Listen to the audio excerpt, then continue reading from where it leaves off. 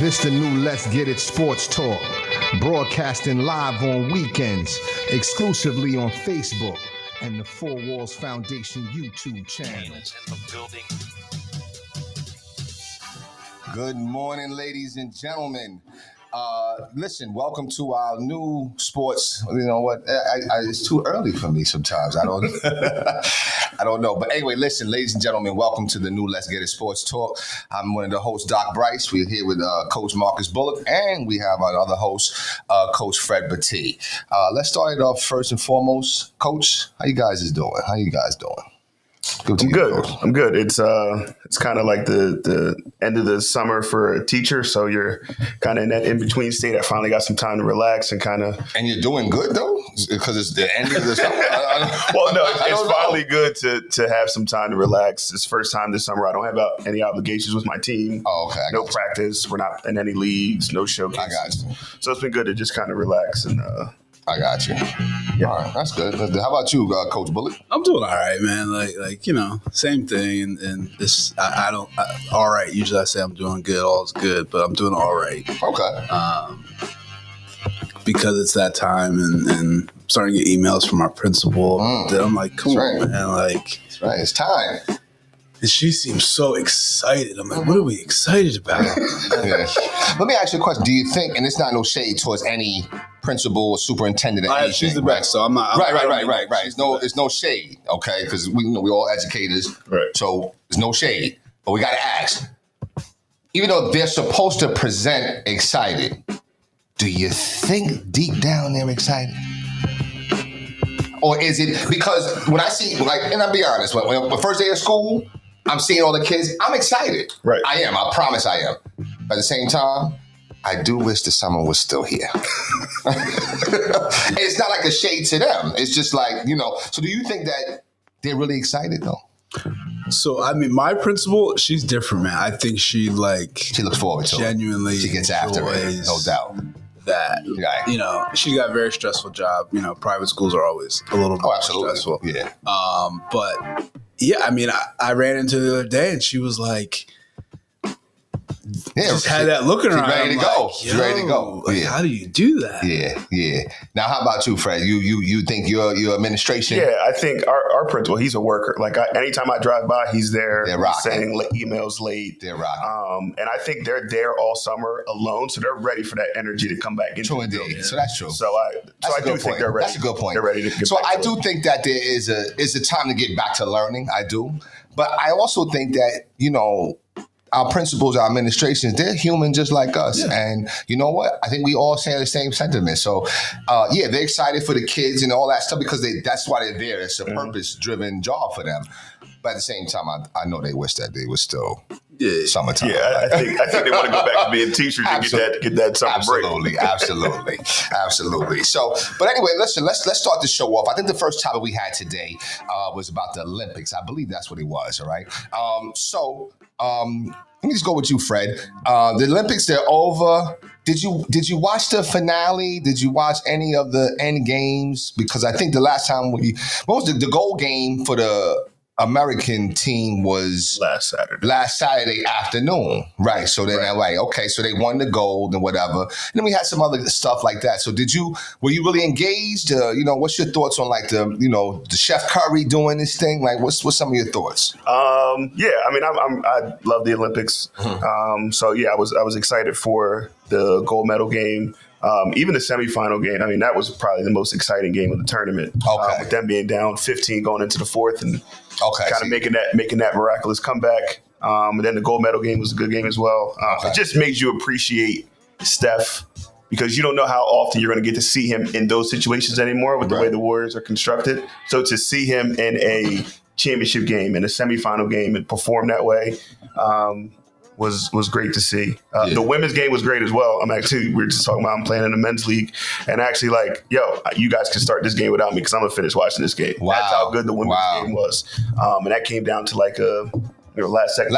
They only won by one, right? The girl's foot's not on the line. They're going into overtime. Wow. So I mean, it was a great ending to the Olympics on the basketball side. Track and field was obviously controversial in some ways. Sure.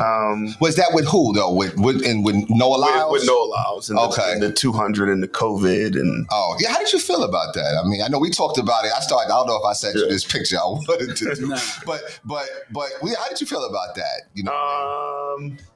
I don't know. I don't know because it's weird. You say you have COVID and then 2 days later there's a test posted saying you don't have it.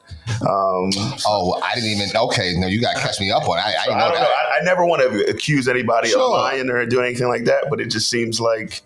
I didn't know that. It seemed like an easy play. How did you feel? And we talked about this last week. How did you feel about the wheelchair? Right. See, that's what the theatrics.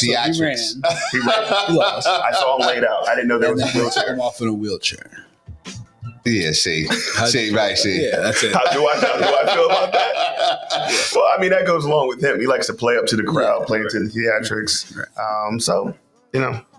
I mean, you know, they said that it was like, you know, he was really exhausted. But I'm with you though. I'm like, why like now? Like you just ran. Like you just ran. Right. Right.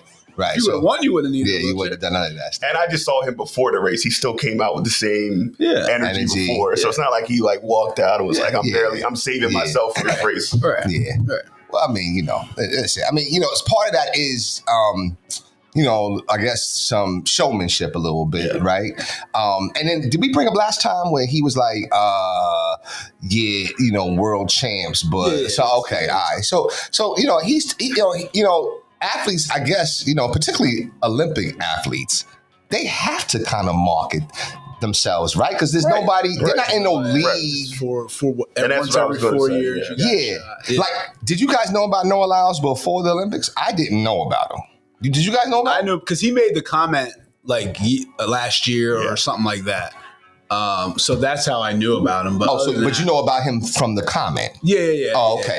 Not from his. No. Okay. See, me either. And that goes back to, we talked about it a little bit, like the days of like those guys being superstars in the world, like your Usain Bolt, your Michael Johnsons, right? Like who? They're not there. Am I just out of touch with it, or do those people not really exist anymore? No, I think the world has changed. I don't think people eat Wheaties no more. That's true. You know what I'm saying? Like, because that's when you saw them, right? On Wheatie boxes, they were doing like marketing type of things. So they're not being marketed no more. Like, I didn't know who Noah Lyles was until I saw him, you know, in that race versus the guy from Jamaica. Right. Other than that, I didn't know who he was. You know what I'm saying? Did you know who he was, Fred, or?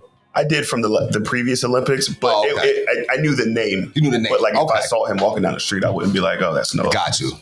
Okay. What's your thoughts, Coach Bullock, about the Olympics, Chef Curry? I know he was happy for Chef because that's kind of your squad. Clay is your guy though. Clay's my guy, but Steph's just he's right there. Steph. Yeah. Steph's one of those guys, like, that's probably my favorite player, but, like, that's just a given, I feel. Whatever. Anyway, so, no, Olympic overall, I wasn't really locked into the Olympics like I have been in the past. I don't know why. I don't know if it was a time thing, if it was a channel thing, if it was a lack of superstars. And I'm talking about the other events, really. Right. Now, I followed in, like, the women's gymnastics and, you know, you checked in to see what happened, that kind of stuff. But I didn't, like... I remember watching women's gymnastics, like, and being into it, like they were my squad. Like, like I almost knew what was happening, like when I had no idea what was happening. Right. The men's game was you know, it was a good game, but I was happy that we controlled it and then kind of lost the lead, I think, you know, and then it was time for Steph to do his thing and kind of make his mark, which was unbelievable to see. And I don't know if we'll ever see anything like him again. It was unbelievable, just, though, Coach. And that the last shot was just like, oh my gosh, yeah, forget about it. You know, and it was perfect. The women's game was a good game, same thing. And I think a lot of people are missing that. You know, why are these games so close? We should be dominating. We should be doing all this stuff. And I think a lot of people are missing that the world. As much as everybody says, you know, soccer is the world sport, and I agree with that 100%. Soccer is the most popular sport. Basketball is huge outside of the US. Big time. And these players and teams are training for the Olympics. Right. So these teams are picked And these NBA guys go back every summer to play with this team to get ready for the next Olympics, where we put a team together for 2 weeks that just kind of shows up. And that's why we're able to win, because we have more talent. But if I think, I was looking at something for the team of what the team's going to look like in 28. That team might struggle a little bit. If you look at who those guys are, and hopefully, obviously if they progress, but could that be? And I'm reaching. I'm gonna be clear. I'm reaching. Could that be like a little knock on Tatum that they're going to struggle a little bit? I'm reaching. I'm reaching. Super reach. But it's a reach. It's a reach. No, I think it's a knock on, because when you look at Tatum or Booker or AD or Bam, or those are your role players, right? For now, for this team, for this year, the role players, and those guys have been pretty much stars in the league since they got to the league. Sure. The guys who we're looking at for 2028 are NBA players now that aren't even all-stars. Got you. I see what you're saying. So it's like, okay, I got you. It's going to be, it's going to be interesting. It might be like another 04 thing, maybe. It could be. I mean, hopefully not. Hopefully, hopefully not. Better. Yeah. But when Wemby he said, "Listen, we're coming. We're not going away. We're not going away." Yeah. So, I mean, what are your thoughts about? And I'm gonna touch beef on Tatum. I know we were talking last week, Fred. That he just went about his business. He just whatever. I kind of thought he was whining a little bit. You know what I'm saying? So he did have some statements to make afterwards, though, right? And do you still think that he just went about his business, or do you think that he was really salty about what happened in his experience? I'll let anybody take that. But the person knows who I'm directed it at, though. Listen, I think I would look at Jason Tatum differently if he wasn't upset that he wasn't playing. That's a good point. Just because that's a good point. He's the leader of his franchise. That's true. He's been a part of a winning. So I would look at him as I would look at him differently if he wasn't upset.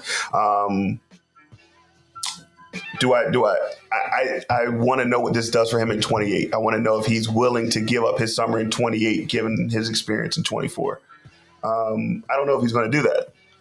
So that, like Marcus is saying, that'll make that 28 team, even less if he's not there. Quick question before we get to Coach real quick.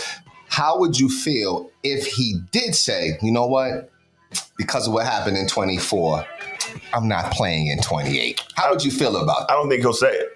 I think he'll just say, I got some nagging injuries, because there's guys that have sat out for other reasons. Right. LeBron has sat out one, Steph sat out a bunch. So he'll put another reason out there, but the undertone would be. Because, but if they keep going to Eastern Conference Finals and Finals for the next 3 years, and I don't blame them. Don't blame them. Okay, all right. Are you a Tatum fan? That's my last question. I love Tatum. Okay, so I understand where your answer is. What's your beef with Tatum? I just thought that. Is it because he's a Boston guy? Go answer that question first. Are you a Tatum fan? Are you a Tatum fan? All right, so no, I'm not. Okay. No, I'm not a Tatum fan. Just because I think that I don't know. You know what? I think he's a crybaby. I do. I don't.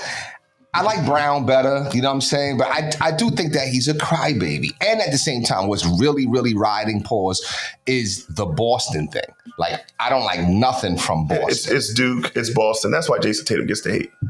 You think so? You don't think it had nothing to do with his personality? You're absolving him from that. Corny as they come. He is corny, but I don't see him as being a crybaby. So you don't think that he was complaining? Of course he was, Fred. Come on. But he was doing it through his mother. Okay, that's what I was going to get to. No. They asked his mom a question, right? It's not like his mom. His mom responded to Dick Vitale saying, Dick Vitale put out a tweet that said, Tatum must be hurt. Tatum must be hurt. Something else must be going on. And his mom responded, he's not hurt. Nothing else. Yeah. Well, she's defending her Nothing baby, else man. going on. If you find anything out, let me know. That's what his mom said. Right. Right. Oh, you think that was just defending his baby? Yeah. No. Okay. So in them type of situations, Fred. Fred, you've been signed for $25 million or whatever the case may be. More than that. Like we're gonna say you've been signed for $300 million, right? Okay. You're Tatum essentially, Fred, and you don't have your people under control. You don't think that you have your family under control. The first thing you're doing, and matter of fact, your publicist, your agent is saying, listen, everybody in this room, protect the bag, shut your mouths. Protect your bag, don't comment on nothing. They have to do that. But I don't think what she said hurt the bag, and at the end of the day, true. No matter how much money you have, that's your mom. That's true. So I'm never telling my mom what she can or cannot. I got you. Last question. Do you think that tweet, his kind of response, matter of fact, I was texting you guys when I was watching the game, and he wasn't looking very celebratory. You know what I'm saying? He seemed to be like a little distant or whatever the case may be. Do you think that that's going to affect how people look at him? Do you think the public looked at him as a crybaby? I think going back to the Duke and the Boston thing, I think they already have it in their head that Jason Tatum's just a guy that we don't like.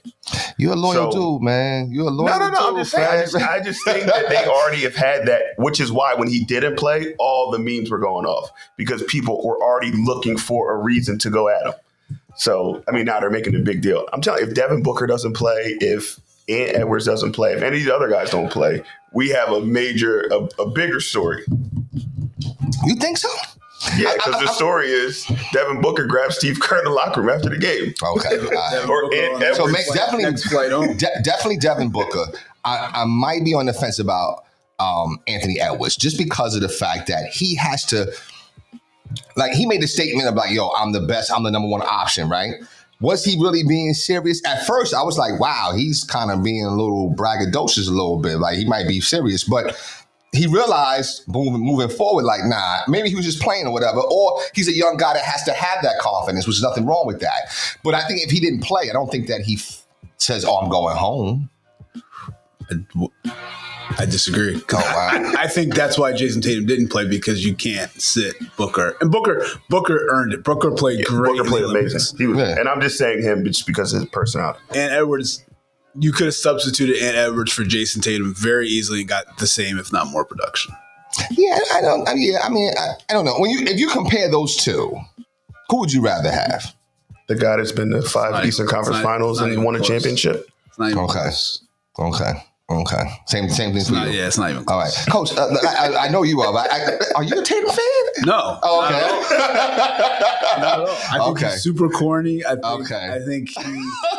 think he tries too hard to make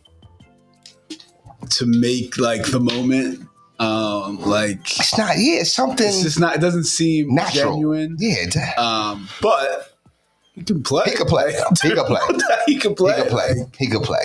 But even when he played that final game, right, he looked kind of out of sorts a little bit. I don't know. I mean, but maybe that's because he hasn't played or he doesn't know his role. He's in there probably thinking, all right, I cannot mess this up. Or it gives them the, and when you play like that, like, you can't play. Okay. I mean, listen, I thought it was a very good game. Were you guys nervous? No. I was a little concerned. I wasn't. Even when it got down to 3, right? I was like, and I don't know if nervous is the word. I was like, concerned. All right, somebody's got to make a play. Somebody got, yeah. Because at the end, like, if it got tied or if they started like, then maybe. But right. When you have the lead and you have those kind of players, something's going to happen. Yeah. Serbia, I was nervous. Serbia, okay. You were more nervous with Serbia than you were with... Just because it was 15 going into the fourth. Right. They were down 15 going into the fourth, and Serbia just seemed to have all the moments. Okay, I got you. For how they were being guarded. And they were shooting the ball well. Okay. So. I don't know. I was a little nervous. I'm not going to lie to you. I kind of was like, I don't know. I mean, because they're not playing no defense. They're leaving people wide open. You know what I'm saying? And dare I say, I don't know. I feel like Anthony Davis, like, it's either like it's either you love him or you hate him. There's no in between, right? It's like, okay, if he's playing good, and you're like, okay, yeah, he's getting busy. But if he's not playing, and I just felt like he was a little soft in there, in my opinion. I think that's the problem with the end of the day. I think it's the problem with the Lakers. I think it's a little soft, son. Like, because I think when they brought him to the Lakers, I think the hope was that he would take over and be the guy, and now LeBron can just kind of like I don't see that happening. Take over when he needs to take over. But now it's not. Yeah. And last point, I don't see. So I thought they was gonna go back with Embiid because I thought Embiid, not because he was doing little but I thought just his overall toughness and it stopped them because what's his name? And for a little stretch. What's my man name? I always want to say he was exiled to the bench in New York. Oh, Fournier. Fournier could play. Yeah. Okay. And he's got a little chip on his shoulder because, he felt like, people keeping me down, not playing me. So he was getting busy, getting to the rim and stuff like that. So I thought they would come back with Embiid, but they didn't. And I think it's because they didn't want to have Gobert in there. Yeah, because Gobert was only going to play when Embiid was. With Embiid's in there. How do you feel about Gobert? Last question of the segment. I don't know. Do you still look at him as the COVID clown? I think that's why I started not liking him, and it's just continued. You know what I mean? I have a problem, and I know a lot of NBA players have said this. How can you be a defensive player of the year or this elite defensive player, but there's times where we have to take you out of the game defensively? Yeah. Right? Forget your offense. Offensively, he's terrible. Like, he can't do it. He doesn't. Right. We can't give him the ball in the post. I guess he's a lob threat, I guess. Like, whatever. Right. But if you're this good defensively, why we take there should never be a lineup that another team can put on the floor where we have to take you out of the game because you can't play. And that's NBA-wise. FIBA-wise, how can you not play on your country's team? Like, how? Right. How you coming on? How you on the bench? Yeah. And you in the league. And you're supposed to be an elite player in the league. Right. Like, yeah. So I don't know. I don't see how that works. That's interesting. But I think that, the thing with him is and that's a good point you bring up though, because is he like did he ever win the Defensive Player of the Year? Oh yeah. Okay, so that means multiple times. So right, so that means when I guess with somebody, we need to break that down a little bit because now if you're Defensive Player of the Year, that means that it doesn't matter who you're guarding, you can lock them up pretty much, right? But he's Defensive Player of the Year at his position. Which one is it? You know what I'm saying? So I think he gets it. So a lot of times, and this is scheme, and this isn't his fault, they'll put him on the weakest offensive player, no matter what position they are. Oh, okay. And then he's kind of like a roamer. So now he's kind of just trying to wait for somebody to drive to the rim, take that away, that kind of stuff. And that's just a scheme. So you can't, I don't fault him for that. Right. But I think there are other players in the league that cause more havoc defensively than he does. Got you. Okay, that's fair. The fact that I think Jrue Holiday should almost win it every single year. Yeah, he's tough. He guards the best player. He does. Every single time, regardless of position. Right. He guarded Embiid this year. Yeah, exactly. Like, yeah, I didn't know that Booker was good defensively too. He's pretty good too. Solid, when he wants to be. Yeah, that's pretty good. And I think that's a testament to if guys want to play defense, they can play. They can play defense, yeah. So, I mean, I just want to give a shout out to because I enjoyed this year's Olympic experience. It's probably the most I've watched ever since I was a young boy or whatever, or even since Michael Phelps. Because when Michael Phelps was out there, everybody watched him too. But I do want to give props to Richardson, Sha'Carri. Yeah. Okay, because she did like the LeBron to the track person, you know what I'm saying? Yeah. So I want to give a shout out to her with that extreme confidence. I missed the women's game, but it was good, I hear. Good game. So shout out to them. And shout out just to the American team, the whole team as a whole for all the gold medals that they won. So shout out to them. Yep. Absolutely. Let me ask you guys a question. I already know your answer. Who is the best quarterback? There you go. In Eagles history? Let's go. The best quarterback in Eagles history. History. Might be tough for you. I know you're a Cowboy fan. You know what I mean? It's not a who you like. I don't think it's that tough. I think I'm going between a couple names. Okay. So I'm out there. Because I know you're not going to say the name that he should, though. What name's he going to say? Oh, no. Who's the best quarterback? Best quarterback. Give me the top. Give me 3. So I'm going McNabb. Yep. I can't give you 3. I'll just go McNabb. McNabb. Who would be 2? I haven't watched enough Eagles to know. I'm trying to think who else would be. I haven't watched before him. Before him, I wouldn't know. Okay, so go after him. Who would be the next best quarterback after McNabb? Who would be in that mix? Hurts. Okay. So we have an Eagles quarterback that just retired as an Eagle, who some people say is the best Eagles quarterback in history. Absolutely. It's not Nick Foles. Absolutely. Nicky Foles. Absolutely. You think so? Absolutely. And listen, I mean, it's not just me. They're having a retirement ceremony for him. They're having a retirement ceremony for him. Okay. So it's not just me. Okay. Everybody else, I think. It looks bad on your organization to do that. I'm just telling you. To have a retirement ceremony for him? For Nick Foles? Yeah. 1,000%. Why? Wait a minute. Why? Why would it look bad? I mean, think about it. He did something that no other quarterback. But that just puts you guys. But that just shows where your organization is. He's a Giants fan. But that just shows where the Eagles are as an organization. But that's cool. No. Hold on, Fred. They are who we thought they were. I understand. I disagree. What did Nick Foles play? 6 games that year? Yeah. No. That year. But then he had another. So my point is this: you have one Super Bowl in your history. Correct? Okay. Mm-hmm. And the quarterback who brought it to you retires.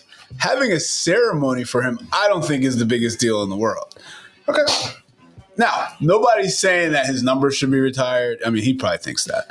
But I'm saying, and I don't think he's the best quarterback in history. Having a ceremony for him, I don't think is a big deal. No, but listen, you're only having a ceremony for somebody if they're a big deal. Okay. No. I'm saying, no. I think he's a big deal in Eagles history, of course. That's why I'm saying that. That's why I'm saying that, because he's that big of a deal in that short little bit of film or time he's played, he is the greatest. He did something that no other quarterback has done. Agreed. You have to give it to him. You cannot say Donovan McNabb. So you think Nick Foles is the best quarterback in Eagles history? The best. Okay. That's why they're having the ceremony. That's part of him being a Philly hater. I am a Philly Eagle hater. I am. Yeah. Okay, I am. But I'm rooting for them. Okay, and you agree with that, right? Yes. That's genuine. You agree? Okay. Yes. So, but did they have a retirement ceremony for McNabb? I don't recall one. I'm sure they did. They should have. I'm sure they did. Yes, number 5 will always love you. Yes, they did. They should have. They had a See, that's what he said. Number 5 will always love. Oh, okay. Yes, all right. Who do you think the best quarterback is, Eagles? McNabb. Okay. But he didn't bring it home, though. I agree. I agree. So does McNabb have a statue outside the link? No. Does Nicky Foles have a statue outside? Yes. That's all I'm saying. He's the greatest. Yo, he did something that... No, that moment was the greatest. That moment in time, that season was the greatest season in Eagles history. 100% agree. Right. But that doesn't mean he's the best. That means... So you're saying every player on that team was the best ever at their position? No. That's a good point. No, I mean, I see that point, but no, I'm not saying that. I'm talking about the quarterback, okay? You're not going to compare the quarterback position to, say, the safety position. Why not? You can't. Because in history, everybody knows the quarterback. Is Brandon Graham the best defensive end in Eagles history? He got the sack that won the game. They may have a retirement ceremony for him. They will, because he's been there for 15 years. They definitely. And then you know what? I don't know anybody else. I don't know anybody else. Well, who would it be? Reggie White? Was Reggie White? Would they play the same position? They did. Okay, so are we serious? Is Doug Peterson the best coach in Eagles history? He's gonna say yes. He already said yes. Why are we thinking about it when Andy Reid was a part of your organization? Yeah. Wow. Okay. Because listen. If you don't get the job done. Here's a great question for you. Great question for you. If the Eagles win the Super Bowl this year, is he still the best quarterback in Eagles history? as much as I want to get my Marty McFly on and go into the future, I don't know how I'm going to feel, Coach. I can't. But my point is this: you're saying because he won a Super Bowl, he's the best. Right. So if the Eagles ever win another Super Bowl, that takes away from the one Super Bowl they have. Now, Coach, when you do something the first time, you're always revered more than when you do it. But that doesn't make revered is different. Revered and being the best are two different things. Like it's just like we talked about the New York captaincy. Okay. Lance Thomas, right. Thomas and Jalen Brunson are on two different worlds. Patrick Ewing and Lance Thomas are on two different worlds. But they're in the same conversation for whatever reason, right? Right. So the quarterbacks will be in the same conversation. Right. So it doesn't mean because I did it first, I have to be better. True. So I'll say this, that I'd have to reconsider. Okay. I'd have to reconsider because think about it. We say who is the GOAT, right? And what separates the two? Because most people want to say LeBron, but the Jordan people say. Listen, I think it's very simple. But what does the Jordan people say? They talk about the ring. They say 6. You know what I'm saying? I still say I think LeBron. He did more than Jordan as far as like basketball wise, as far as positions and stuff like that. But Jordan was a killer. I don't think LeBron's a killer like Jordan. You know what I'm saying? But either way, like I said, I think Nicky Foles I think he's the greatest of all time in Eagle history. I do. Now, if your franchise has won a championship in any sport, in order to be the greatest in that franchise, you have to have won a championship. I mean, okay. I don't disagree with that. No. So here's what I'm gonna say. If I got a chip, if we're all in the room and there's 9 quarterbacks in the room, okay, and I got the chip and the other 8 don't, I'm already feeling like, yes, I brought it home. You're feeling like that, but that doesn't mean it's a fact. Everybody's feeling that way. There's no way they're going to say, well, listen, even though I brought the Super Bowl home, I did not throw up. There's no rumors out there. I even said, Dougie P, nah, we going with this play. They got to play on beers. No, listen, I'm not disagreeing with that. I'm asking the question. So now, we'll just keep it simple. The Eagles, quarterbacks, from now to the end of history, they're chasing Nicky Foles. In order to be the greatest, yes, you have to win a Super Bowl. You're going to have to do something. So if Jalen Hurts, he's been to 1, right? Yeah. If he gets to 5 more, never wins. Yeah. You couldn't deliver. You couldn't deliver. Interesting. You couldn't deliver. Can I ask you? Yes. Who's the best player in Sixers history? I might be biased though. I'm gonna go with Julius Erving. Okay. I might be biased though. That's my favorite player. That's my guy. So I might be biased. That's my favorite player. But the consensus is what? That who's the best player? They'll probably say Will. They're not saying AI. There's no way they're saying AI. A lot of people say AI. A lot of people will say Allen Iverson. Really? Say AI. Yes. No. Yeah. A lot of people say AI. I think most people say. So no. Where do you think Iverson is on that? He's probably number 3. He's number 3. Okay. He didn't deliver. You cannot trump somebody that didn't deliver versus somebody that delivered. You cannot trump them. Now, again, we're talking about great players. They're still great players, though. Yeah, you know what I'm saying? But Iverson, unfortunately, he didn't deliver. I mean, think about it. And that's my team. The Sixers are my squad, okay? I'm upset with them by having a remembrance and a celebration of the 0-1 season. What are we celebrating? What are we really celebrating? We lost. That's what we celebrated. So why are we celebrating that? Yeah. That's my opinion. But Nicky Foles, listen, Jalen Hurts, you're chasing Nicky Foles. Just get it done. That's all. Get it done. And then he's in that conversation. So there was only one person in the conversation right now. It's not even I tell you what, let's just who has a statue? Which quarterback in Eagle history has a statue? And that well, okay, that sums is it the up. Statue for Nick Foles, or is it for the moment? That's what I'm saying. Okay, so is it Nicky Foles and like the in the huddle? Like, what's the statue of? Is it just him? I haven't seen it. I believe it's him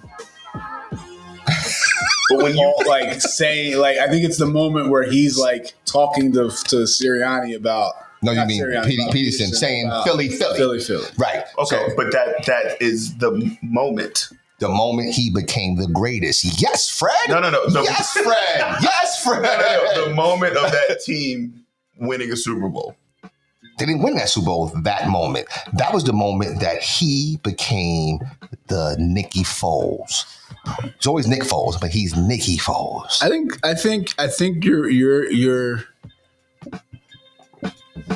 your view is only flawed. The championship thing is strong. I agree. It's hard to trump that. Right. My only problem with it is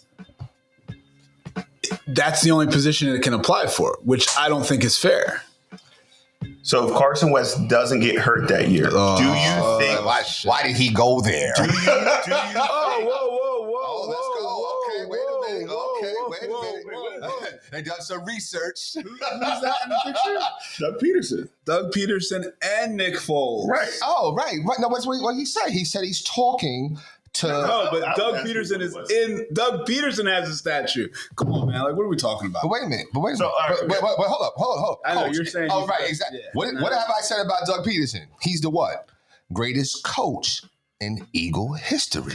There's no way. But that takes away from Nick Foles that he's in the statue too. But why? Because that's the moment that he transcends. That's the moment. Shows that it's about the moment. But that's the moment his greatness took off. But that shows that it's about the moment, not about the player. No. It is about the play because it's about the moment. Who created the moment, Coach? He's not. His name's not even on the statue. Well, they were doing some vandalism out there. Who knows? Nick Foles said it. Okay. Exactly. So one play call. He didn't even call it. He asked. He said, yo, listen. That's like when he said, no. Philly. No, he said you want Philly. Coach, please, maybe I'm just the backup filling in for the guy that y'all really. You want to run quick? No, I want to run quick. I don't want you to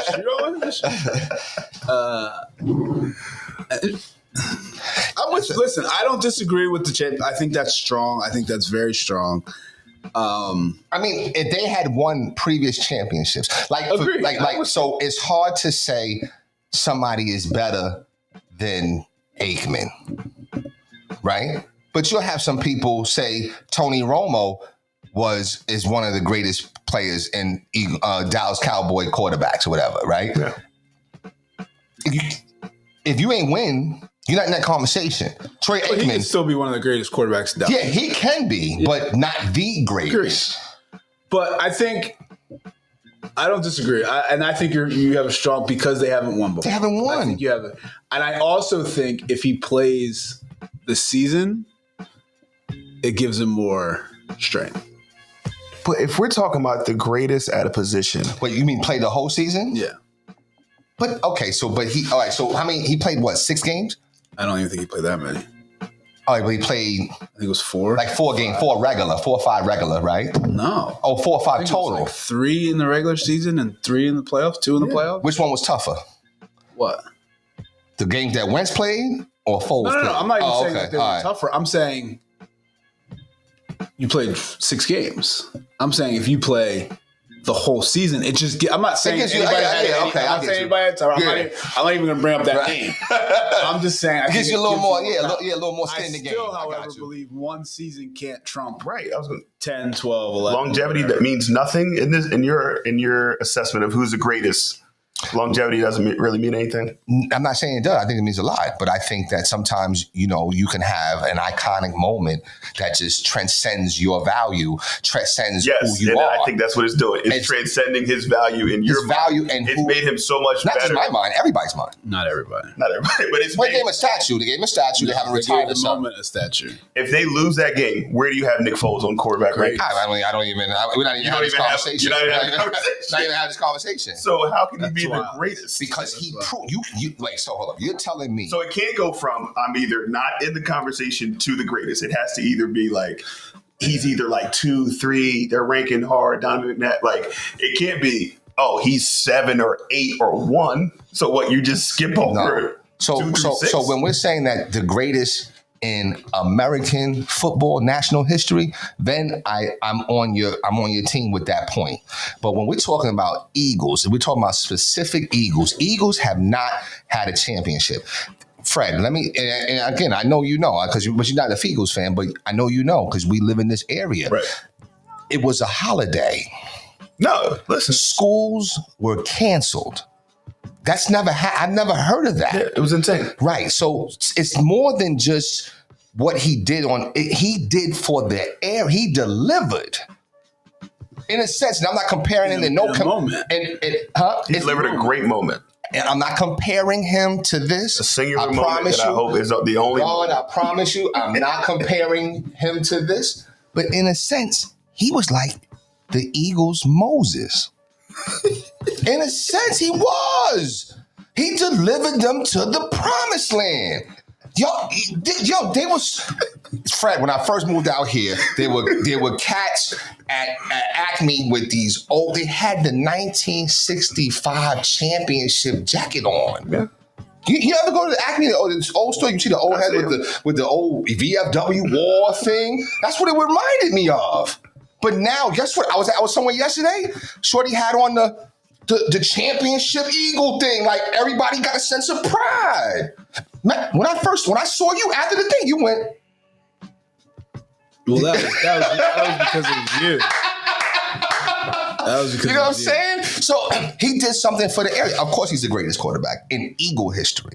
Okay. Right now, because it's only Chip won. Now, if Hurts wins, which I fully expect him, this is a good segue and transition to the next topic, which is preseason football. If Hurts wins this year, now he might trump Foles because of his story and his icon. He was counted out. All that stuff matters, man. All that stuff matters. You know what I mean? In my opinion, I don't know. Jalen Hurts was counted out when? When he was at Alabama winning national championships, or when he was at Oklahoma, or when was he counted out? When he was with the Eagles. Are you serious? Well, see, because you're a Cowboy fan. Who counted him out? Everybody. They couldn't stand him. He can't throw. He can't this. He can't that. How many years has he been the quarterback of the Eagles? 4? Or is it? It's not 5, right? This will be his 4th. And they've been to the Super Bowl. So when was he counted out? Before the Super Bowl. They didn't even want to start. Come on, Fred. Like they and I hate to say you brought his name up. They missed Carson Wentz. They loved Carson Wentz. They didn't miss Nick Foles? No, that's the thing. That's a great point. They didn't miss the greatest quarterback of all time. That's a great point. That's a great point. They didn't miss him. They didn't, and I don't know why. I didn't know why. Because we had a debate on here one time. Who did more, Carson Wentz or Nick Foles? Everybody said Carson Wentz. Because think about it, Fred. There you go. No, you paused for a minute. No, you paused for a minute, though. Because he did. He got it going. Fred. If he doesn't, they were 11-0 at one point that year. Yeah, he was. He got it going. So that team was rolling. So Nick Foles was able to step into a team that was already rolling. I don't think I've ever seen a team as hot as that Eagles team. That team was rolling until the injury, and then they the playoffs. They rolled. They had a great playoff run. Who was responsible for that? The team played amazing. No, Nick Foles plays amazing too. But let me ask you, who was responsible for that? Who was behind center? And then number 2, what had more pressure? The playoffs or the regular season? Where's there more pressure at, Fred? Because obviously there's more pressure. Exactly. Because you know what? Listen, he can't make a mistake. So you proving my point. He came off the bench. He made plenty of mistakes. You can't make a mistake that vital, because once you lose, it's a wrap. That's a different level of pressure. Who's better, Joe Flacco or Lamar Jackson?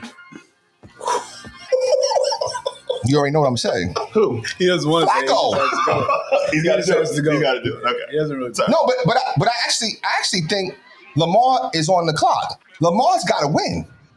He's got to win. But why is that only on Lamar? There's 50 other people on the team. So you can have the best quarterback in history and the rest of your roster is terrible. Listen. So now the quarterback stinks? So can I ask you a question here? Sure. If let's say Tua Tagovailoa wins the Super Bowl this year, he's better than Dan Marino? Like, we can't just have that be the only argument. That just can't be he won. He's the great. No. Wait, listen, wait a minute. I didn't say that he was better than. I said that he has to trump someone that didn't get it done. You have to. We're talking about. That's what I just said. So Tua would be over Dan Marino. Yes. Okay. That doesn't make sense. How? That's just not logical. This is not logical. Okay. And listen, you know what? For the rest of the season, okay, you already know how I am. For the rest of the season, I'm going to please stay consistent. When they had Ray Lewis in them. Oh, yo, he's up there. No, he's up there. No. Bum, you talking about bum Kyle Bowler? No. Trent Dilfer. He's up there. He's up there, and that's a great point. That's to your point because you know what? He probably shouldn't be up there, but he's up there. And you know what? Why?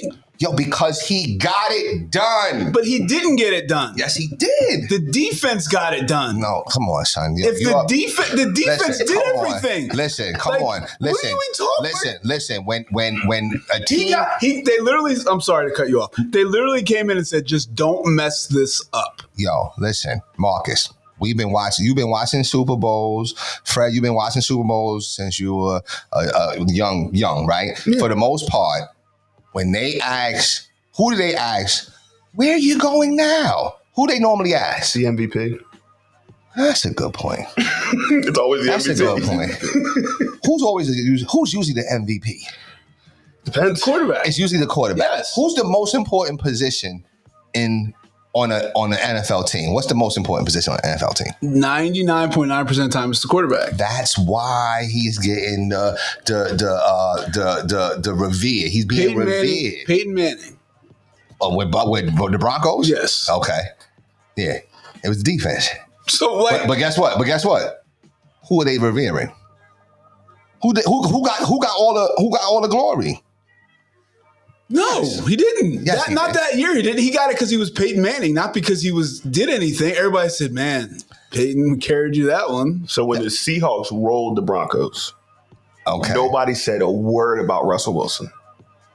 Facts. They talked about the Legion of Boom. Yes. So there are times where the team and the defense can lead a group to a Super Bowl. There can be a time where a team is really hot and playing well and they win. Who won the MVP of that Super Bowl? I can assure you it wasn't the Legion of Boom. I can assure you that. Wasn't. Who was it? I think it was Russell Wilson. I believe it was. It wasn't Marshawn Lynch. Is it Marshawn or it's Marshawn, right? Marshawn. Yeah, it wasn't him. I mean, no, listen, this is great, though. This is great. I'm just saying, listen, please stay consistent because I'm going to find a way to marry that into something that y'all say. So just stay consistent. That's all I'm saying. Listen, NFL. It was, sorry to cut you off. It was a linebacker. It was Malcolm Smith. Really? What the hell did he do? That was a good point. What did he do? Malcolm Smith that year? Really? Yeah. Okay. Well, listen, at the end of the day, I mean, I just feel like Nicky, like I said, back to end this, Nicky Foles to me is the greatest. Matter of fact, ladies and gentlemen, you tell me who you guys think is the greatest quarterback in Eagles history.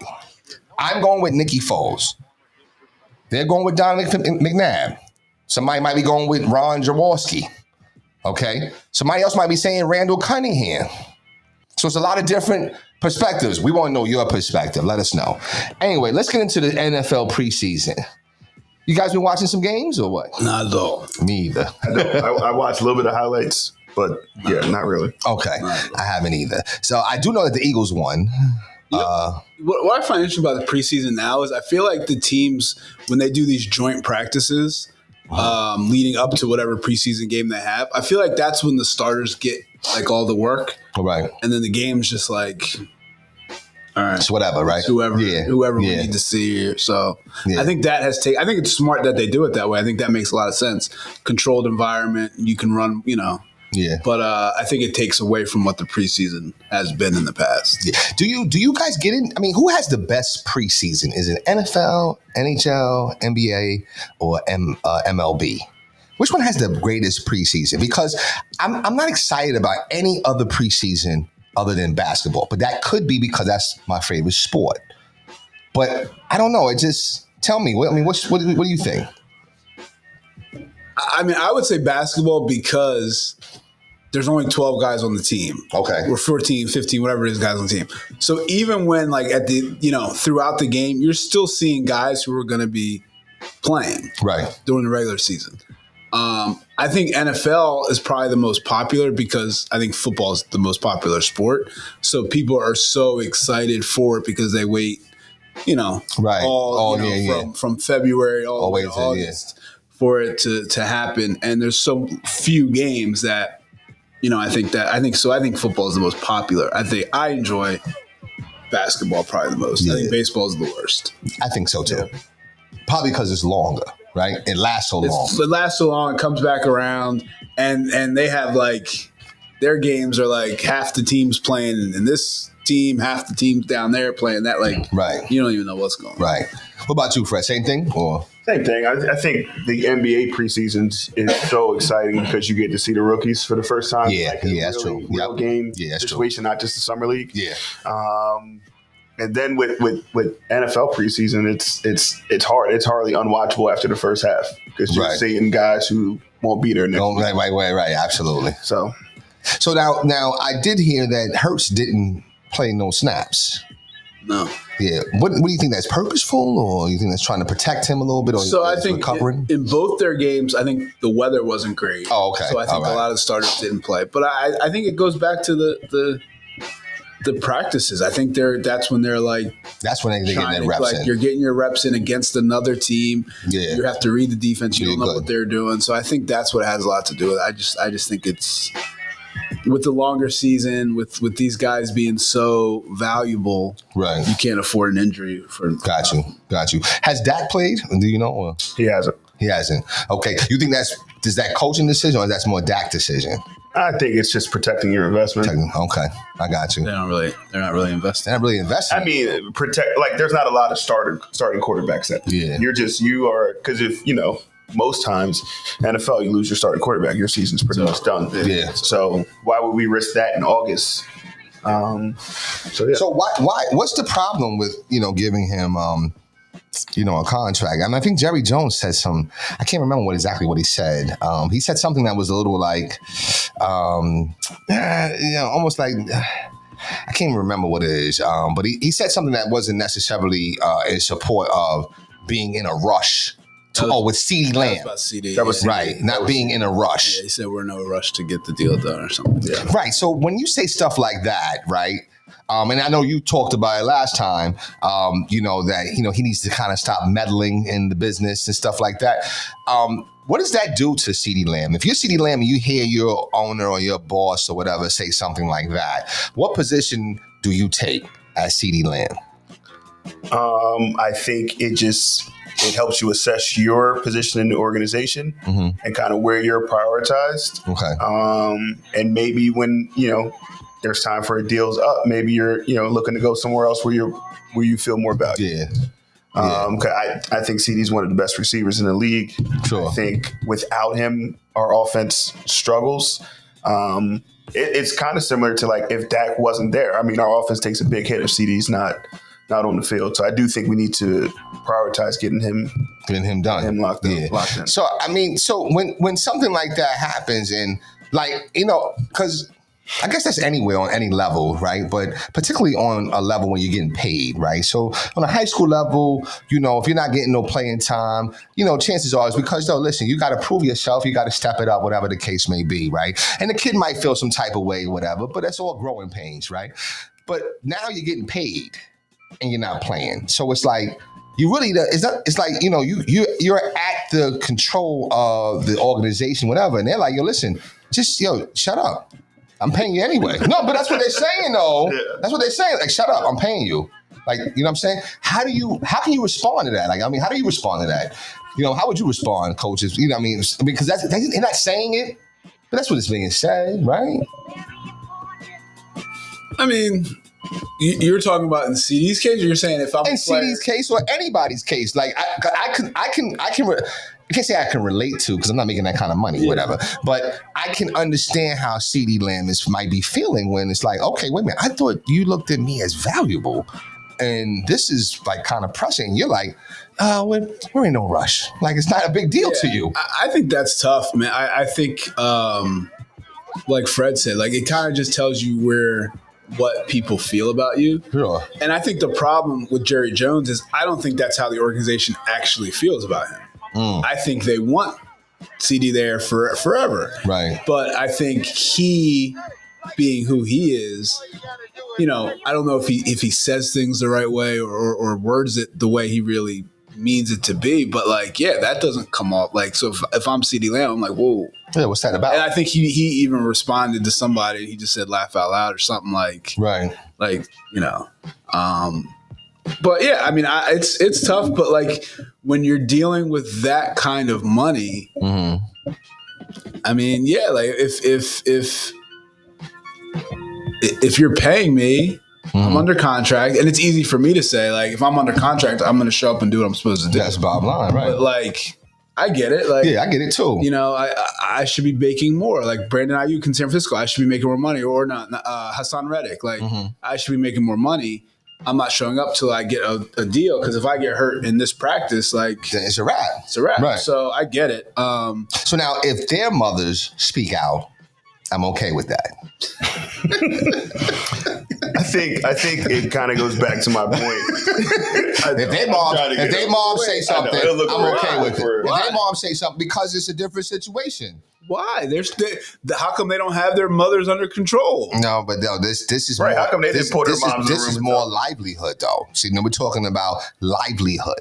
You know what I'm saying? This Olympics is more like a invitation, like a privilege, almost like going to like the right, Grammys. So even more reason for Jason Tatum's mom to speak out in that situation, because there's really no risk. But you just got to the club. So like that level of a club, you just got there. Like you're not really all the way there. Like you're there. What do you say? What you put him in? You put him in the third tier? Time out. You put him in tier 3, right? Was that? You did tiers. Team? Yeah, like of the Olympic players. Olympic player. He's tier 3. But hold on, let's be clear. There's only 3 players ahead of him. No, it's still what? Who was? LeBron was on a tier by himself. Who's 2 though? No, 2 was KD and Steph were in tier 2. KD, Steph, Booker. No, Booker. So you put Booker. He might. Between Booker's 2 and 3? No, Booker's on tier 4. Okay, Booker's below. Yes. Okay, all right, okay. Well, I'm just saying, but see, right, so that's... But Embiid's on tier 3.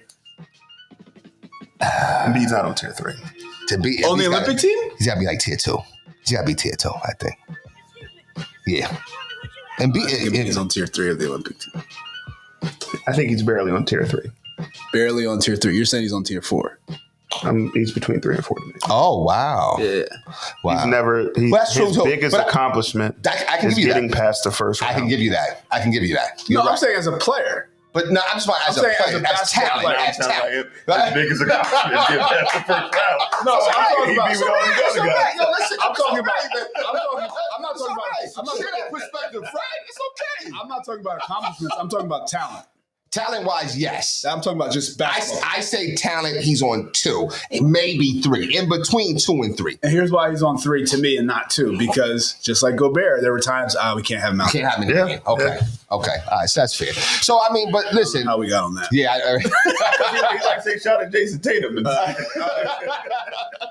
So, I know, but let's just bring it back with the preseason, right? And, I want to talk about Harbaugh. Is it Harbaugh? Harbaugh or whatever. So now he was thinking about giving Kaepernick a chance to coach.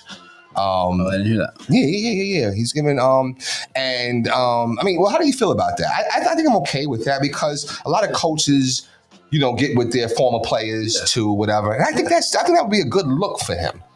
Yeah. I mean, I think the playing days are over.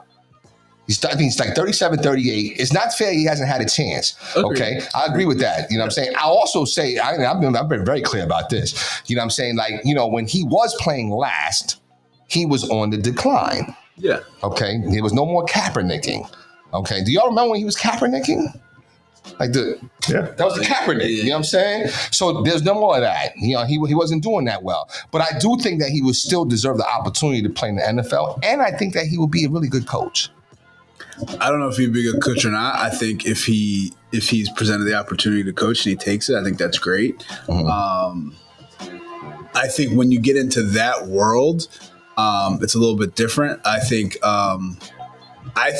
to me, I think for him now, and I guess the last couple of years, it's been more about me just being seen and heard, as opposed to me actually trying to get back into the league, me being able to stand on what I have to stand on. Okay, I got you. His platform. As opposed to actually trying to get back to the league.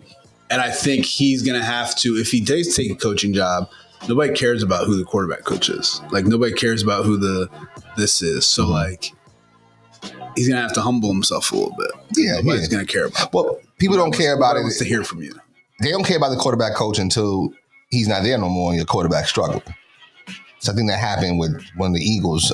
Didn't they have a good quarterback? Yeah. So, you know what I'm saying? So I mean, but I get your point, though. You know what I'm saying? That it's not, you're not going to be in the spotlight you know what I'm saying? But I think that's a good look for him, though. Would you want him as your quarterback coach? I don't see why not. Was he a good quarterback? I think that he has quarterback. Like, well, what he was almost the third best quarterback in so he was right. He was right there. He was right there. He was right. But you gotta celebrate them too, though, because he got you there, though. He took him there, though. So he is. No, that's just me. Yeah. No, I get it. But he is pretty good, though. So Brock Purdy's right there. Brock Purdy's right there. No, I'm just saying, like, because think about it. But yeah, he was a good player. That always doesn't translate to being a good coach. I'm saying the way he played, would you want him as your quarterback? I guess it's going to depend on who your quarterback is. What style? Well, what did they play? It was West Coast offense they had? But he was running so much. He was throwing too, though. But he ran more. You're right. I think that was his threat, was his running. I think that's what opened up everything else. And I'm not saying that as a negative thing. Right. I'm just saying if I had a pocket passer, would I want him as my quarterback? Because he took whose position? Alex Smith? I believe so. Yeah. He took Alex Smith's job. Yeah. So I mean, I think he'll be a good coach. You know what I'm saying? I mean, sometimes those type level players, they actually really become good coaches. That's true. You know what I'm saying? Like, because if we switch to basketball, Tyronn Lue, he's a really good coach. Yeah. He wasn't a star, but he was a good player. You know what I'm saying? So I don't know. Anything else with NFL preseason? Anything other? I watched a little bit of Caleb Williams this morning. He looked good against the Bills. He looked like he was able to move in the pocket. He looked like he was able to throw on the run. He made some creative plays. So I'll be interested to see what they do. If they can keep him upright, I think he can be able to make some plays. I don't know what that means for them in the season, but I'm a fan of his, and I thought he looked good in his first against the Bills in that preseason game. Last question on this topic before I pass it over to you, Mark. What do you think about Tom Brady? Did you hear about this? Tom Brady threw a little jab at Danny Dimes. Did you? I didn't. What happened? So it was just really briefly. They were talking. This Tom Terrific is coming into the broadcast booth, right? And he was saying that he was probably going to be a little critical on quarterbacks, and he's got to be mindful because he doesn't want to get the backlash of being super critical. And he was trying to give an example. He's like, there's this. So let's say, for instance, Daniel Jones throws an interception. And then people took that as wow, because Danny Dimes was Danny intercepts a lot of times. You know what I'm saying? So I mean, I don't know. I'm not big on Danny Dimes. I'm a Giant fan first, and I'm not. Yeah, sorry. Yeah, I appreciate it because I'm not looking forward to the season. I'm not looking forward to it. My wife has literally stopped watching football. I don't blame. Tell her. Listen, Mrs. Batiste, I share your sentiments. Okay, I'm telling you straight up because I don't want to watch them. And then you had the biggest fleece and steal of all time. You guys got Barkley. You guys, you know what I'm saying? We let him go over ego. And the owner was upset about that. You know what I'm saying? So we're a mess. That's all I'm gonna say. So, but back to what your original question about Brady. I mean, I don't think it was a shot. If that's what he said, that doesn't sound like I don't think it was a shot either, yeah. He was probably in New York when he said it. Right. Because that's where all that stuff happened. So he probably, this is the team here. But I mean, it's like Romo. When Romo was in there, it was, to me, I think Romo did a great job just because of his insight. I think Tom Brady's problem is he's going to always try to sound like the smartest in the room. Sure. Instead of just giving us insight. Right. Because when they just give insight and it's like, watch, he's going to step back and do this, and then it happens. You're like, wow. Right. But like when it comes out as I know more than everybody, like that's just nobody wants to hear that. But people will respect it more from him for sure than Trent Dilfer. Because Dilfer comes across like that a little bit. Yeah. I mean, but I don't even know if he's still out there like that. You know what I'm saying? But when he was out there, he was very critical of them. Yeah. You know what I'm saying? And now to your point, I will say, yo, come on, man. Yo, you know what I mean? I might say like, yo, it wasn't really you, bro. The defense got it. You know what I'm saying? So to your point, I'll talk about, yeah. Once you start like, yo, come on, calm down, son. You know what I'm saying? So then I'll say something, man. So he's in the room. He's just over there. He's over there. Yeah, I got you. That's fair. That's fair. Let's transition this to my Phillies here. Okay. Baseball time. Let's start with your Yankees, who have just moved into first place in the league. Mm-hmm. Have a half-game lead over the Phillies and the Guardians. Is it another team? How you feeling about the Yanks right now? I'm concerned because Jazzy Jeff. You know what I'm saying? He's hurt right now. Yep. So, you know what I'm saying? That's going to be hard. But I think the schedule kind of favors us a little bit maybe. So I just want to keep the push going. Yeah. You know what I mean? But I still have the same concern about the pitching. You know what I mean? Because I think even the guy, shout out to my man Mike Corbett, he was telling me about this one pitcher. Matter of fact, the day that we went, that pitcher that was on the mound, that I don't know, it's Bill something or whatever. He was pretty. My man was telling me he was pretty Ben something. No, was it?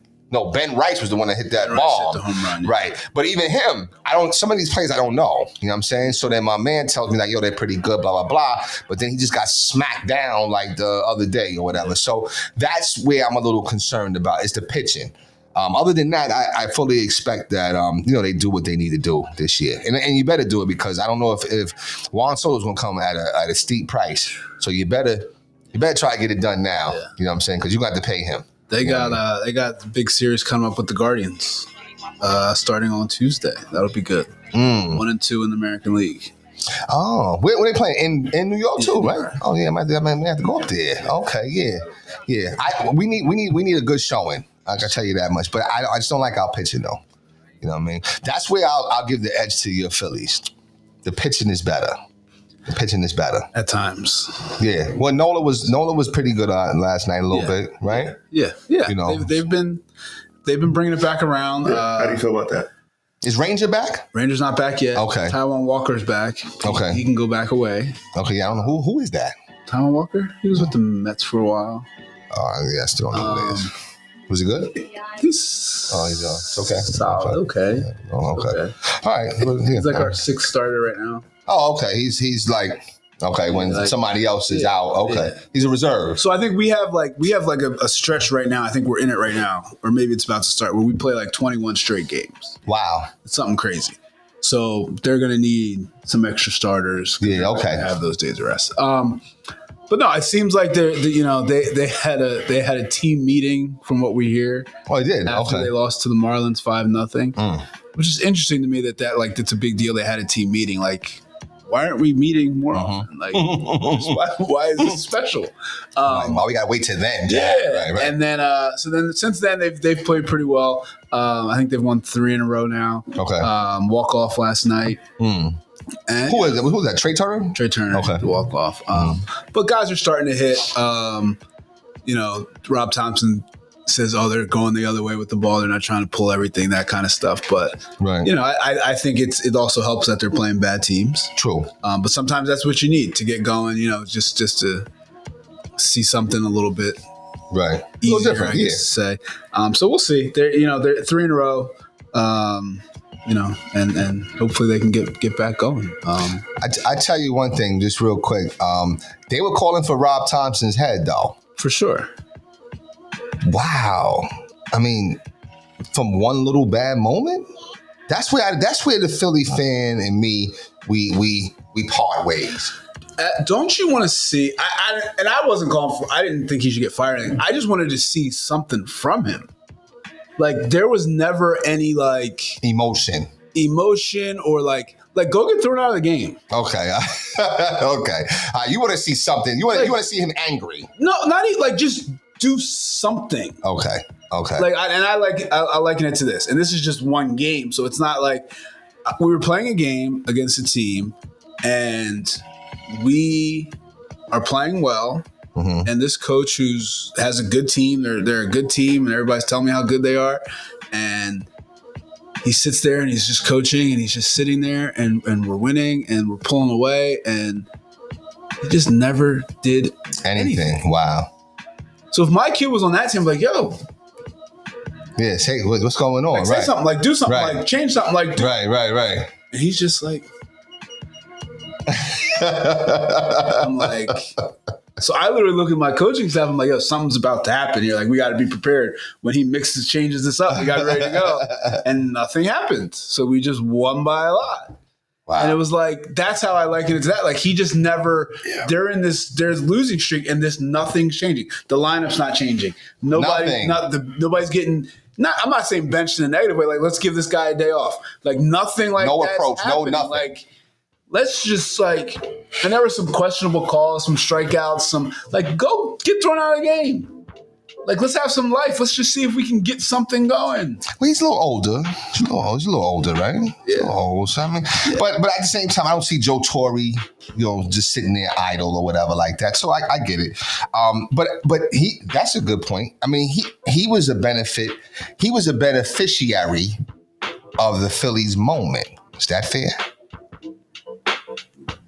Because meaning that if the Phillies didn't have their moment, he would not be manager. He took over for Girardi. But didn't him coming in? He took over. Didn't that trigger the moment? What was the moment? The moment the Phillies went to the World Series that year. Oh, okay. Because I know we don't celebrate those though. No, right? We don't celebrate. Well, they celebrated it with they made him manager and gave him a new contract. Oh, so he took it. He's an example of someone that took advantage of the moment. Because I don't even know if he's really that good of a manager. I don't know if yet. If a team stinks, no, but he hasn't won yet, though. I mean, no, he hasn't won yet. If a team stinks, we switch the manager. Now the team's really good. He didn't stink. I mean, the team was just struggling. They weren't playing to their potential. Because they had expectations though. And we switched the manager. Right. And now the team exceeds the expectations. Well, no, they were there. The expectations they weren't supposed to get there yet. No, they weren't supposed to get there the World Series. Yeah. So then what? That you gotta give some credit to the coach for that, because I'm not saying the change we made. Right. So, but see, now you give the credit, but now you gave him this deal. Oh, I mean, that's what I'm saying. This deal, and now what? 2 years later, you're like, you have a small little losing streak. Now you're like they were calling for his head. But I also think, and we've talked about this before, it's the that guy effect. Yeah. The other quarterback. The minority is always louder than the majority. Yeah, that's true. So when we hear people calling for, Rob Thompson's fired, that's the minority. No, I don't think the majority of people really believe. Anytime the minority is louder than the majority, that's because the majority's on the fence. Because the minority should not be louder than the majority, in theory, right? But I think the majority's like, in most cases, it's just because, why do we even have to talk about this? Okay. All right. So you think the majority is comfortable, is smart? We're not even engaged in. We're not in the weeds. Yeah, we're not in the weeds. We're comfortable with what's going on. Maybe so. Okay. Or I think me as a majority, I'm like, ooh, okay. Let me look back and see what's happening, because I do kind of feel but I do kind of like. So I guess you know what I'm saying. So when Jalen Hurts, Carson Wentz. All right. Oh goodness. Right. Put that up. I had to. We sit here and be like, oh, there's still so many people who want Carson Wentz. Right. When do I say that though?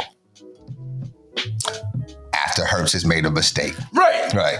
And that's when the people who are lying in the weeds come out. Sure. But I still think that's a vast minority. Where I think the majority is like, damn, stop throwing interceptions. Right. Come on, let's go. Right. But we're just watching the game. Right. We're not. We're not complaining. Right. We're just like, we're complaining to ourselves. Yeah. We're keeping it private. We're not happy that threw an interception, but we're also not like, we need a new quarterback. Right. Go ahead. My bad, Fred. Go ahead. I don't want to go back to the other topic, so I'm not going to ask my question. Oh, no. But my question was, because Marcus brought up a great point. When Jalen Hurts doesn't play well, the people think about Carson Wentz. They do. So why don't they think about the greatest quarterback in Eagles history? And I'm sorry to keep bringing back this topic. No, that's a great question, Fred. Yeah, why don't they? Listen, I've asked that question. It's a great question. It really is. You know what I'm saying? Why don't they? Why do they revert back to Carson? I don't understand. They have a love affair with Carson. Because it was between the two of them. Right. You know what I'm saying? That's you know what I mean? And I'm sorry to keep harping on it. No, but no, that's all right. No. But no, that makes sense. That makes sense. Anyway, baseball, I agree with you though, Coach. Listen, baseball is at an exciting time now. Going into September and stuff like that. Who you think, just your really early, just, preliminary, what is that? Preliminary prospects for the World Series. Let's say that. I'm going Yankees, Phillies. I'm on board with it. I'm right there with you, Fred. Yeah, I would like to see it. Okay. This is around the time of year where I start watching baseball. I don't know if I want to see it. Okay. But that's what I'm going to go with. Yeah, I'm going to go with that too. After what I saw, I don't want to see the Yankees ever again, but it's all right. Just saying. All right. Well, we'll see. We'll see what's up. We can't lose to New York again. Why? Well, yes, you can. After what I saw, yeah, it's all good. The Sixers and the Knicks, you just can't. Yeah, see, that hurt. That hurt really bad. Okay. Now, when does did the Mets come back in town? I want to see them because the Mets they started off as the laughing stock, but they're actually not that bad. They turned it around. Yeah. So they come back in town. I'm definitely gonna go see them and see see what's going on. And I'll be there in my Mets jersey, representing my number 2 team. Just grateful to have two teams that I can enjoy. It's not till September. Oh, okay. All right. So then we'll see. Listen, last question on the football thing. We're gonna move on to NBA and WNBA. But real quick, have you guys gone to a professional football game? Yeah. Okay. See, I've never had. So, what would you recommend? Would you recommend going to like a really good game, or just like a you know what I'm saying? Like should it be like a Eagles Giants? Are you? I was going to say, are you going to go see the Giants? Because if you want to see a good game, just go to Philly and watch the Eagles play somebody else. Because you'll leave feeling disappointed if you go watch the Giants game. Ooh, you better hope them Cowboys do well, boy. Wait, I guess my question is, yes, that's one. Are you going to go? Like I'm saying like. Should I go to? Because first of all, if I go see the Eagles Giants fans, I'm not going with no Giant gear on. I'll tell you that right now. Yeah. Okay, that's not happening. Are you trying to go to Philly, or are you thinking about going up north? Nah, I don't. I'm not. No. Okay, I'm not going up north. So if you go to an Eagles game, I would suggest going to not a Cowboys game. I think the Giants or whatever. I don't think there's that like. I would say really just the Cowboys right now. Only because we talked about it with the fans who don't know how to act. Sure. Like, I think it just gets out of hand. Like, it's just stupid. Gotcha. Also, be prepared to stand up the whole time. Yes. So why? Because everybody else is standing and you can't see. Like if you sit down, like you just can't see. And that doesn't matter anywhere in the stadium? The game I went to, it was Cowboys Giants. This was years ago. And it was freezing. Everybody stood up the entire time. Wow. That's how I went to Eagles. Who won that game? Oh. I went to Eagles Cowboys 2 years ago. It was like the last game of the season and the game didn't matter. And so like none of the Eagles players played, but the Cowboys played their guys. And it was like we stood up the whole time. And it wasn't even a close game. I'm like, why are we still like? Right. But like, if you don't want to watch, you guys stand up. Wow. I do want to go to just an Eagles game. I want to go because not being an Eagles fan, I don't get to experience the tailgate. Gotcha. So I do want to go and just one time. Yeah, I do too. And just kind of be in the environment. Shout out Larry Schreiber. Okay. You gotta go to his tailgate. We don't have to go. I told you about. We don't have to go to the game. Just the tailgate. Go to the tailgate. Okay. I'm telling you, man, it's the food, the drinks. Okay. It's just, that's something I miss out on. I've never done it. Not being an Eagles fan. I went that same Cowboys game. I went, and he was like, I texted him, and it was like, I think it was like a Sunday night game or Monday night game, whatever it was a late game. And I told him the game started at 8. I go, yo, I'm gonna get there around 3. He goes, 3? You're gonna be super late. Like, what? So I get there and you know, so we're having a great time. And it's like 7:30, you know, so people are starting to walk in. And he goes, all right, man, great, thanks for coming, you know, I'll see you. I'm like, and he went home. I'm like, wait, this is your like, you're not even going to the game? He's like, nah, I'll go to the games. I give my tickets to whoever. And let's go, he just like the tailgate. I'm like, that's the way to do it. Yeah. So I think I'm going to go. I'm definitely going to try to go to the game this year. And I think that I might try to make that trip to D.C. to see the Eagles. I kind of want to see what that's like, too. Yeah. So I plan on going to 2 games this year. You know what I'm saying? So, and definitely, listen, I'm down for that tailgate thing, though. You know what I'm saying? So, but I think I might want to go inside, though. You know what I'm saying? But that also is dependent how long we out there. Because now, if we out there too long and, I'm getting too saucy, I might be like, I'm going home. You know what I'm saying? I got to rock. He's the guy who's there for the 1 o'clock game. He's there at like 5:30. Like, I'm not doing I'm not going I'm not doing that. I'll get around 11. Well, he's cooking, though, too, though. So if... Okay. But still, that's early. That's the... Like, they don't even open up the lot yet. Yeah, I'm not doing that. He's crazy. All right, it's time to land the plane. But listen, real quick, the NBA schedules came out. Okay, any exciting games? I do look forward to the Knicks-Celtics game. I saw that. I think that's the first game or whatever. I think the only games and I haven't even seen it, is the Christmas games. That's the only thing I really look at first to see, like... That's an all-day thing. I got to plan, all right, like, when is this, all this? When am I sleeping? When am I catching up? Like, And I am happy to say that I'm going to be taking on one of your traditions, you know what I'm saying, of cooking breakfast on that Blackstone, because I am a Blackstoner now. You know what I'm saying? Love it. So I did breakfast again. Love it. I'm telling you, I felt like I was at Mel's Diner or IHOP, man. I was doing my thing, man. So I really enjoy that. So definitely looking forward for the Christmas games. I wish they had Thanksgiving games. Because after a while, sometimes the football games are a little boring. I agree. You know what I'm saying? You know what I mean? So I kind of wish they had some Thanksgiving games. Always played longer Thanksgiving. That is the game I always enjoy. Okay, because I want to see them lose. I'm gonna be honest with you. I'm not a Cowboys fan. You know what I mean? And I think it's not that I hate the Cowboys. It's just that I don't understand why y'all love them so much. I don't understand that. But somebody in your family was a Cowboys fan, right? Right. So it's like a lineage thing. Yeah. You know what I'm saying? But anyway, so NBA schedule. Are you guys back to watching the WNBA? Yes, I watched it last night. Yeah. You watched Caitlin Clark got busy, right? Yeah. Busy, right? 29 and 10. Yeah. I'm a fan. How can you not be? I think they go into the playoffs. What do you think? I do. What do you think about Rookie of the Year between her and Angel Reese? Who do you have? Yeah, I don't even think it's close. I don't think so either. It's been a big debate. I might catch flack for this, for other reasons or whatever, which is crazy. It shouldn't be, because we should be just talking about the basketball, talent. But I might go with Caitlin Clark. If I'm watching the two, I like her game better. I mean, her little baby doubles.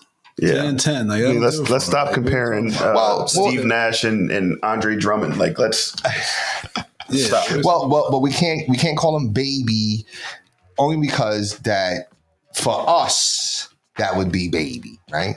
No, for who's getting all the baby triple doubles? Was it Ben Simmons? 10, 10, and 10? Like, get out of here. No, right. But it's almost. But you know what's but it's almost like.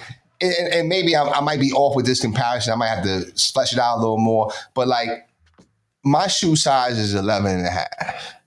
But in the girls is what? 10. No. So because you're not playing against girls. They're playing against each other. Okay. So I'm saying, what did Kate and Clara have last night? 29. And what? 10. That's a double-double. That's a double-double. That's a double-double on woman level. That's on any level. That's a double-double. On a That's what I'm saying. We gotta stop. I'm not. Nobody's getting a pass. Like, this is not like. Okay. Like, okay. Y'all want to be hoopers? Let's hoop. 10 and 10 is a baby double. It's baby. It's 13 and 14 when you're getting 6 of your own offensive rebounds when you're missing layups. Like, come on, man. Like, what are we talking? Like, that's a baby double. So what she had? What did she have? 13 and what? 14 boards. But if you rebounded all your misses. No, if she goes out and gets it's 15 and 14, I'm in. Okay. 10 and 10 when you're yelling at your teammate to let you get the last rebound, get out of here with that trash. Oh, really? Yeah. Oh, okay. Oh no. See, I don't like Okay. Yeah. Yeah. I don't know why. They're taking shots so she can get the last one. That's garbage. Yeah. And she's a good player. She's absolutely. Tough. Absolutely. But like, absolutely. If you take away her, she has the most double doubles in a row. Like, if you take away that, she's not even in contention for rookie there. I got you. I don't even think it's close. All right. So last thing is we're gonna end this Waldo versus Shanice, and then whatever it is, I sent you some YouTube clips. Did you guys watch it? Okay. So we're gonna end this, and then next week we're going on. We'll have a champion for this week, and then next week we're going on to the next one. I think it's gonna be Junior though. I think Junior's in the wings waiting. Junior from My Wife and Kids. Okay. But let's just go. I'll go with you, Coach Fred. I sent you the links. It wasn't a lot of links to find on Shanice a little bit, but I did think her tool was powerful though. Okay. Yeah. So I think the first one was she said Gina said, "Oh, here, listen, come sit and here, would you like a chair to sit down?" And she said, "I don't think the chair is going to fit in my car." Okay, so I'm not saying that she doesn't have a lot, but it's pretty powerful. That's what I'm gonna say. Yeah, so from you saw both. I did. You saw both. Waldo, Shanice. I need to have your vote. Who are you going with? I'm going Waldo. Okay. Because Waldo was dumb for a long time. And longevity means something. The fact that he never it never got better. Okay. Worse. So I'm going with Waldo.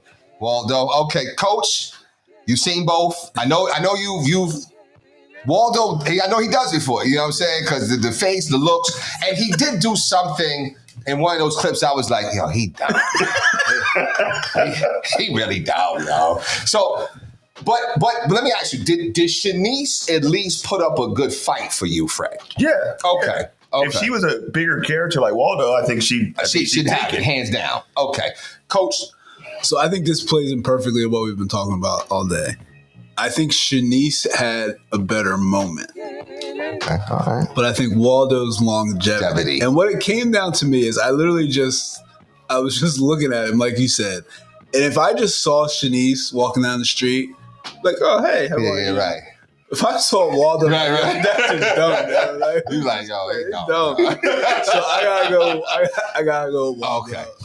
But Shanice was dumber than I remember. Than you remember. Yes. Okay. She's dumber than I remember. Okay. So I give her all credit, right. but I gotta go Waldo. Waldo. Okay. And you know what? I have to give it to the longevity.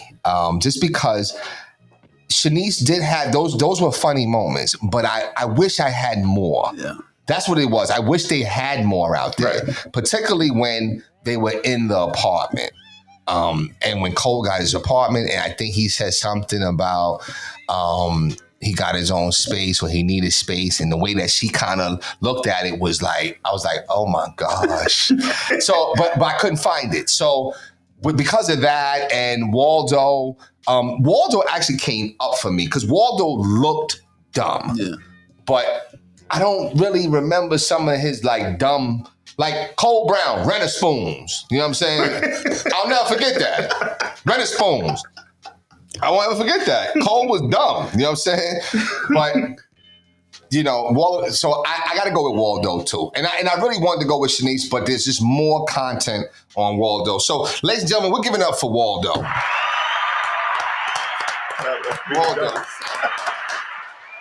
Waldo, you've won. Now you're gonna go against Junior, though. I think that's next up. I got to go back to my list, but I think Junior is next up. So and listen, ladies and gentlemen, if you have some other ideas of any other, and I really hate the word dumb, but yo, they be dumb, yo. It's not them. It's the character, right? If you know of any other characters that individuals that have played that had them representing a dumb person, please, you know, send us a comment. Please do something and just let us know, okay? With that being said, that is the end of our show. And I'd like to get your final thoughts for, just for any plans for the week. Any thoughts for the week, Fred? I'll start with you. Any thoughts, any plans, anything? We were talking about it before. I'm playing in the men's league. Okay. And I've been washed. It usually takes me like 2 games to get back into the flow. Now we're on like week 5 and I'm like searching for it still. Wow. So I've been back in the gym a little bit. Okay. Just trying to get back on track.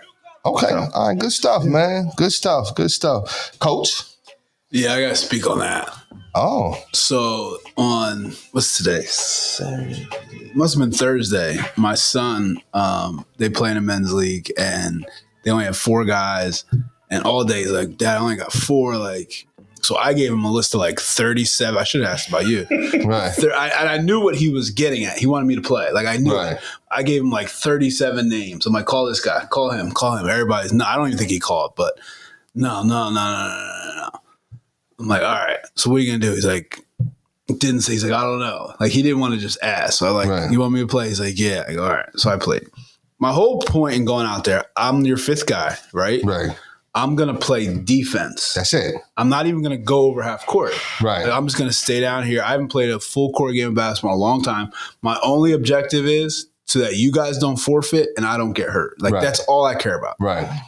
So we're playing. And of course, as you get going, I start, getting up and down the court a little bit. Everything's fine. Just still not going full speed. Just trying to, and one of the guys on the other team, like, just starts talk. Like every time something happens, he's talking to the ref. That's a foul. That's not a foul. Blah blah blah. So one guy on their team goes up, shoots the ball, and gets fouled, and the ref calls the foul. He goes, "Man, that's a foul." I'm like, yo, that's why he called the foul. Like it just started like irking me. Like, yo, just play basketball. So then now you started to talk a little bit. So I start talking because I'm like, yo, like just play. Like just like I just want to play basketball. Like just want to enjoy the moment. Just play. Right. And when it gets intense and it's time to get going, like I'm fine. I'm fine with all that. But like it's the beginning of the game. What are we talking for? Right. So then I get the ball and I miss a bunch of shots early, like shooting deep threes because I'm, and then something happened where I caught the ball and there was like nobody in front of me. I was like, damn, I gotta go to the basket. Okay. I just it was just the moment. Like you had to do it. Right. The way we were playing, it was a close game. So I go to the basket, I jump up and do, fouled my arm. I don't even get the shot up because he took my arm out. So I'm like, all right, whatever. Go to the foul line. And the same guy goes, man, stop calling that BS calls. And I'm like, wait, what do you mean? He goes, man, that's soft, man. You're being soft. So I'm standing at the foul line. The ref gives me the ball. I take my 2 dribbles. I'm about to shoot. And I look at it. I go, that wasn't a foul? He's like, no, it wasn't a foul. So me being me, like, I go, okay, fine. And I just threw the ball to the ref. Right. Like, the ref's like, what are you doing? I'm like, I don't want my foul shots. If it wasn't a foul, I want my foul shots. Right. And everybody looks at me like I'm crazy and I just run back on defense. Right. Let's play. But now I'm like, all right, I'm in this. Right. I'm in it. So, now I'm playing defense. I'm in it. I'm taking shots. I ended up making a bunch, whatever.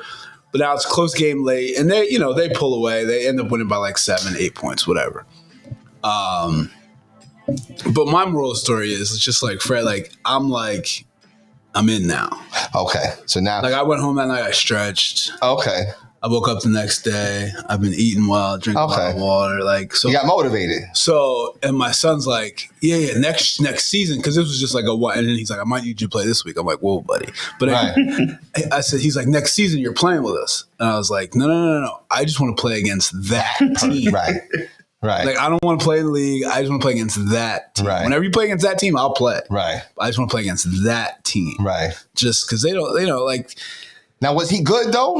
He wasn't really that good? No, that's my thing. Right. Like, and I get it. To each his own. Like, everybody, everybody's not whatever. But like, when you're not good, don't act like you're. Just play. Just play. It's a men's league. Just have fun. Enjoy it. Right. You don't got to talk. You don't got to talk about how everybody does everything wrong. Right. The rest.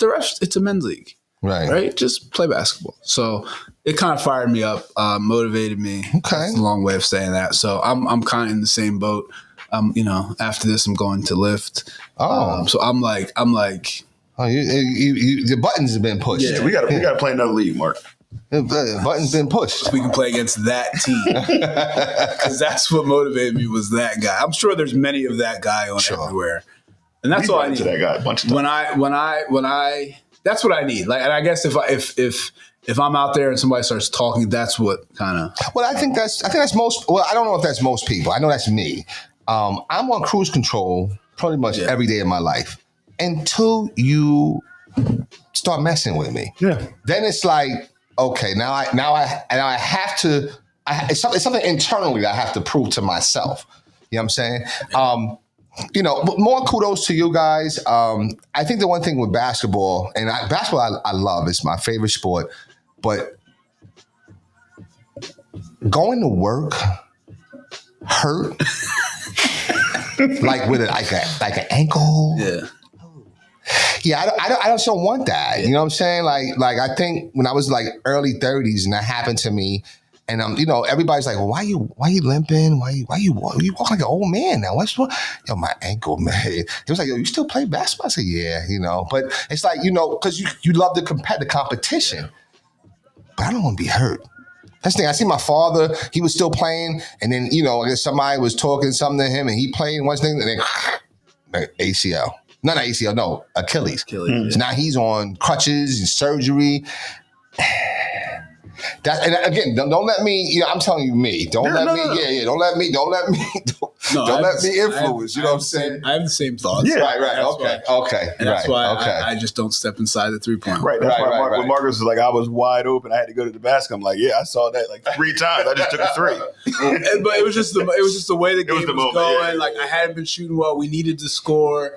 Like, and I think I even shot faked the guy who went by me. So I'm like, it was just natural. Yeah, right. And I took that one dribble and the guy backed up. I'm like, oh no. Right. And you playing what? You're playing versus young boys too, right? Yeah. These young boys. They were young. Yeah. I mean, these guys were probably like, they weren't super. They were probably like 30. Oh, really? Yeah, okay. I'm thinking they playing like the rest of my teammates were like young boys. Oh, teenagers. Yeah, young boys. Yeah. So, and then like they started talking to them. So then I had to like, But no, now this real quick question: did that dude come up to you after the game like, yo, good man, game, good job, man, good? And I don't do well when I lose. Okay, I'm a sore loser. Okay, don't talk to me. So you didn't say nothing? No, I walk off the court. So they were up by like 8 with like 30 seconds left. Ref, call it. It's done. Yeah. Walk off, get my stuff. Everybody, good game. And so my back's to everybody like, yo, good game, man. Good. Like, let's get on. Let's go. Okay. There's no good game. Like, we're not friends. We don't have to talk after this. So there was no line. You didn't line up and like. No. Oh, okay. Whatever. That's all good. Right. You can say that for another day. I hate the line at the end of the game. I don't think any good comes from it. Well, I can tell you straight up. I mean, matter of fact, you know what? I think that's a topic. Yes, and we're going to talk about that after. For baseline thoughts. Yes. That has to be because that happened. I'm coaching East Baltimore. We played West Baltimore, Northwestern. Yeah, Northwestern. We went to Northwestern and we beat them in front of their crowd. And they was upset. And once we dapping up, one could just snuff my player. Weren't you involved? Yeah, I had a situation like and that. it was a wrap. Yeah. And it was to the point where we had to like go hide in the room and we had to wait for the police. Because I don't know about how it is in your school, Fred, but in Baltimore schools, they have police officers as security guards, not just regular security guards, you know what I'm saying? So we had to wait for like an escort and the whole nine. They were throwing dumbbells, weights, they were throwing it got crazy. It got crazy. Like it was dangerous. So that's that. So that I think that's a great point that you bring up. Should that still be? I think it should be anyway. Yeah, but anyway, so anyway, listen, ladies and gentlemen, it's been a great show. Listen, like I said, this is the new Let's Get It Sports Talk. Coming broadcasting most weekends, okay? You know, sometimes we might do Saturdays, sometimes we might do Sundays. And even though we say 9 o'clock, it's pretty clear it's going to be about 9:15, okay? But we're going to be here, okay? We say we're going to be here, we're going to be here. So, listen, we thank you for joining. We thank you for watching. Please like and share. We got some reels coming out, coming real soon, because my man, shout out to Trey, our other producer that's behind the scenes. He's getting all the clips together. I definitely want him to clip up some of these moments. We had some great conversation and debates or whatever. So, but listen, we look forward to, kind of just bring you good sports content and good sports conversation. So on behalf of myself, Doc Bryce, you got Coach Fred Battie and Coach Marcus Bullock. We wish you guys a wonderful weekend and just a wonderful week. We'll talk to you soon.